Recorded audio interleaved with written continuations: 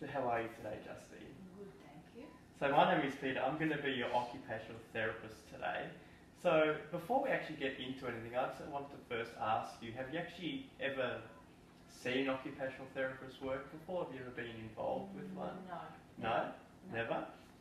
So maybe just before we get on to discuss other things, I might just give a brief outline on what an OT does, specifically with children like Daniel. So within the service that you've accessed, so we're in the early childhood service, there is a team of health professionals. So in our team we have a lot of speech pathologists and occupational therapists. So generally when we work with children there's lots of goals to work on. So we'll be working in a team to work on different goals specific to our different health professions. Does that make sense? Mm-hmm. Yeah.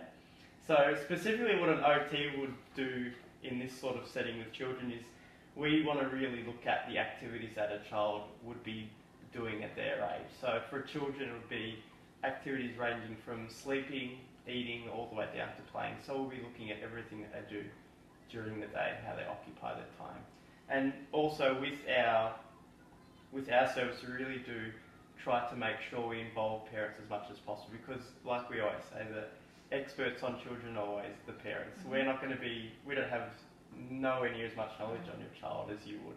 So we really are going to support you and involve you as much as possible throughout the process. Does that sound good? Mm-hmm. Yeah. So how have you been, Justine, over the past week? It's been a few weeks since I saw you. I think it's been about 2 weeks. How have you been? Not bad. Not bad. And how's little Daniel been? The same. The same? How's he been going though? Has he been getting around the house much? Probably just small changes, but just a little bit? Major. That's to be expected, because we haven't really done much so far in terms of giving you much strategy. So that's what we're actually going to be going through today.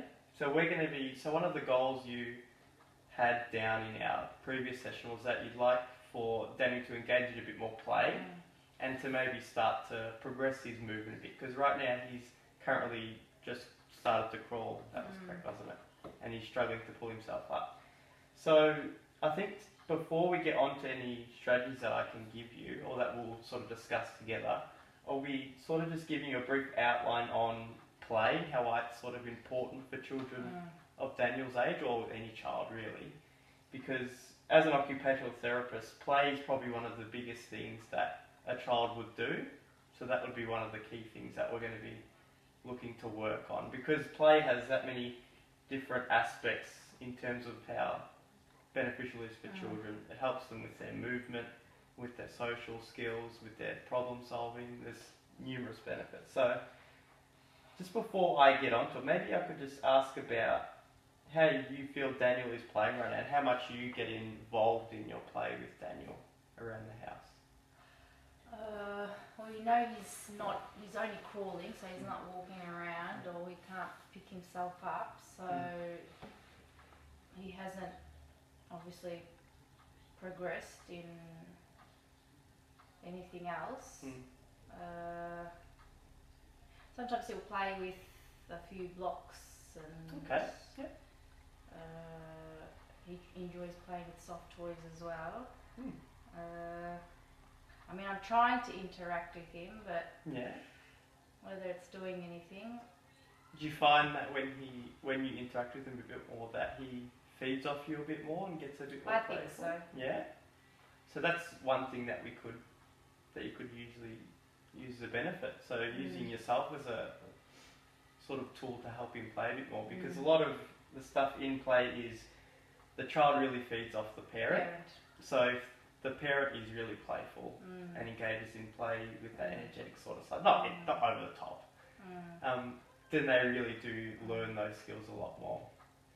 So as an OT, when we're looking at trying to promote a bit more play in children, there's actually a few little steps that we sort of take to sort of help us come up with those different strategies that we want to use. So the way we generally will first start off is we have to sort of see where Daniel is currently at in terms of his movements and what sort of play he's engaging with, because there's lots of different types of play. There's what we call sensory-motor play, which is where they like to just test their environment out, so see what happens when they touch a toy, see what happens if they pull something, see if a sound comes out, that sort of stuff.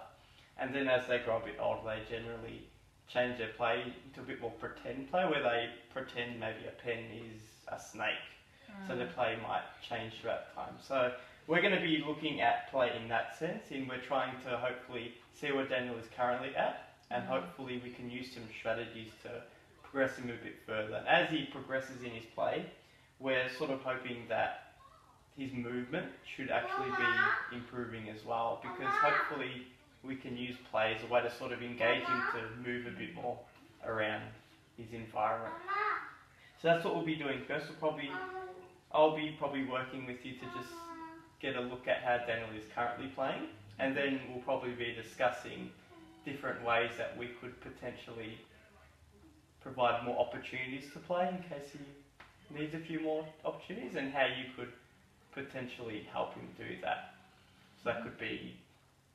So when you currently play with him, would you say that you have like a specific time of day, or is it just sort of spontaneous? No, it's spontaneous. Yeah? So whenever he sort of decides to play, Yeah. you just jump in, yeah. So it's probably just about trying to take as many opportunities as we can to play. Because as we said, the benefits of play can be numerous. Got lots of different benefits, and we're particularly going to be looking at helping him develop his movement. So then, as I just said before, we'll be seeing where he's currently at, but then we'll be using some strategies, and then hopefully we can move him on, and he'll be developing at a good rate, hopefully. Sounds good. Yeah. So maybe just now we might have a little look around your house. Might just take me on a little bit of a tour to see what's around, what sort of things Daniel does around the house. And then hopefully by the end of that we can have a little sit down, and maybe we could discuss some different ways that we can help Daniel to play a bit more. And specifically we're going to look at how maybe we can use play to help Daniel move a bit more around the house. Does that sound good? Sure. Thanks for showing me around the house, Justine. It looks great. So you've got lots of different spaces around the house, which is great. Yeah.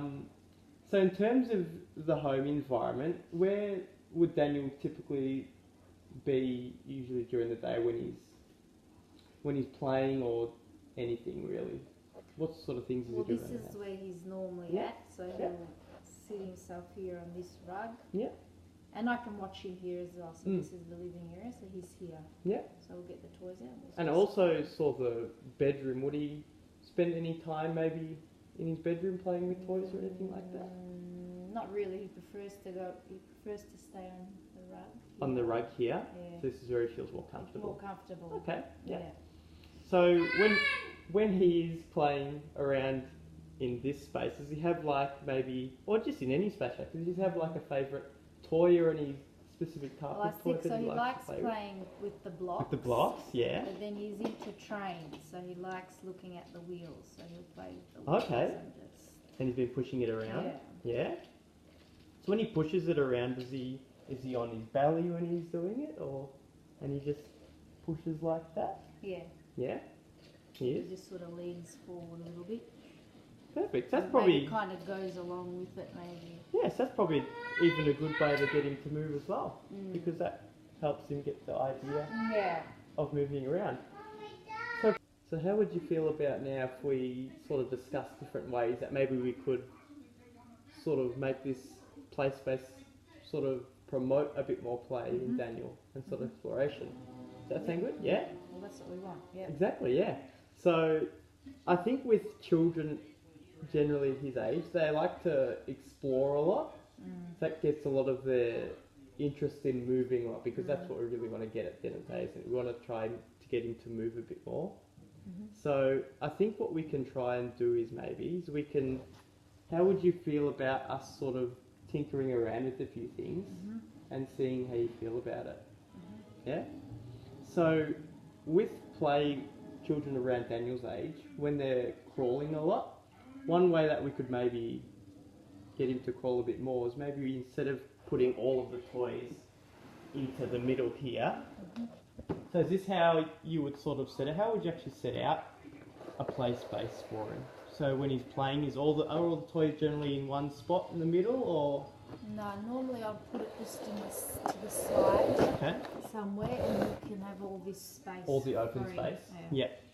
So that's actually good. That's a good idea because that does need a lot of space to sort of move around and get to things. But one thing that we could potentially look at is if he has a favourite toy. So did we mention that we had a favourite toy? Well, I was saying he likes the train. That was right. Yeah. So maybe if he has like a keen interest in the train, and he's maybe sitting over there, one way that we could maybe get him to move a bit more could be to sort of spread things out. So we can put maybe his favourite toy there. We could set up different toys over here and over here. So scatter them. Not in the one spot. Yeah. So that way, when he's sort of with this toy over here, he can play with it. But then once he's sick of it and he wants to do something else, as children usually do, they like to explore. He then might see those box of toys over there, and then to get to them, he obviously has to move. Exactly. So if we sort of put our things spread out, that should maybe get him to crawl a bit more and move to different spots of the room. Does that sound good? Yeah. Yeah? Do you reckon you could do that? Yeah. Yeah, sure. That might be one way that we could start. And as we go on and do all these different things, we're going to be constantly discussing things and seeing how they work. And then if you find that there's ways that you even come up with, we can even see if they work. Well, they obviously would work because you've mentioned them to me. So that is maybe one thing that we could try over the next few weeks. And the other thing that you were hoping to work on is maybe him pulling himself up. So trying to pull himself up.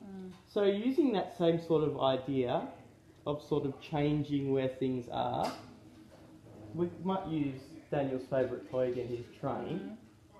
So with this, we could actually, like how we were saying, to get him to explore and move to things, instead of just moving him on the flat surface, we'd even start putting it on a higher spot to maybe make him want to get up a bit more. So that could mean,